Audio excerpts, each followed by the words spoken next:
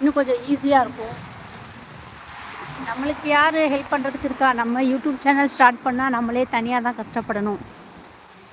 ஒரு பொண்ணு அப்படின்னா தனியாக தான் கஷ்டப்பட்டு முன்னேறணும். கஷ்டப்படும்போது நம்மளுக்கு ஹெல்ப் பண்ணுறதுக்கோ சப்போர்ட் பண்ணுறதுக்கோ யாரும் வரமாட்டாங்க. ஆனால் நம்ம கஷ்டமெல்லாம் பட்டு எல்லாம் ஃபைனலி முன்னேற்றமெல்லாம் அடைஞ்சதுக்கப்புறம் நம்ம நம்மளாக முன்னேறணும் அப்படின்னு சொல்ல முடியாது. அந்த நேரத்தில் நம்ம நம்மளை சார்ந்தவங்களை தான் சொல்லுவோம். அதுதான் இருக்கிற நேச்சரு. இதை கண்டிப்பாக எல்லாரும்